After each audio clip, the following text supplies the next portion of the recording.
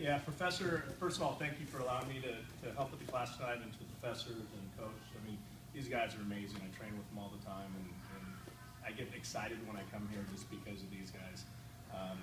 You know, when the professor asked me about my experience with Jiu Jitsu, I really look at it as a journey.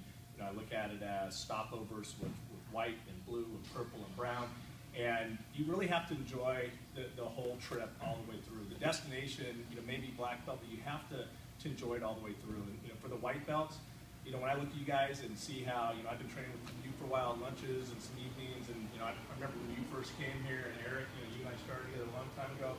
It's great to see the progression. And the great thing about Jiu Jitsu is you have to have a training partner.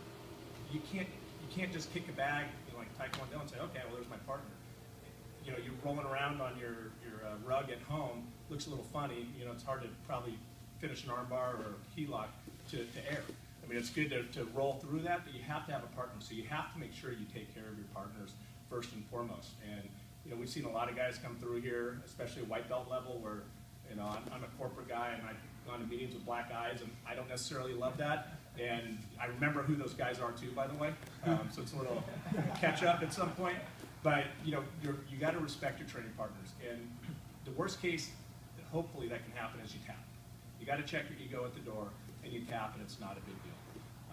The other thing I love about Jiu Jitsu is it's always changing. It's dynamic. We learn one technique, and a year later, we're taking that technique and bridging it into something else. And Professor and I, a few weeks ago, we were learning this complicated guard called worm guard. And you know, he's actually great at it. I'm still learning it, and so we were excited, and he's been doing it. So I'm working with him, and we were going through, you know, the setup. And so I worked on it a little bit. The next week, I had another private with him, and he was so excited. He said, I have another variation of it that he figured out based on rolling throughout that next week. Well, when he showed me that, I said, this is so much easier for me to get into this position. Instead of the original one, at least that's an option. But now I'm using that, saying, this is great. And it's because Professor he didn't just read it or see it on YouTube. He kind of found that niche based on the game and everything that was happening with him throughout the course of the week. So it's always changing. And that's the great thing about Jiu Jitsu. You know, if you're rolling with black belts, you're rolling with white belts, your game always has to be fluid, always has to be changing.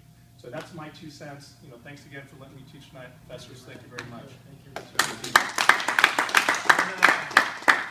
One of the things that I admire the most on Matt, you know, besides his you know, awesome family and been training with us for a long time, but everything that he put his mind into it, he goes for. And then one of the things I try to do the same. So we end up talking a lot when we get to spend some time together. And you know, successful guy, and you know, he's a black belt in Taekwondo as well. And when he came here to Jiu Jitsu, he's one of those guys that like he has no doubt about he's going to get a black belt. He's like, there's just no doubt about it. That's what I do. When I put my mind into it, if I set myself to accomplish a goal, I'm just going to accomplish the goal. There's just no other way around.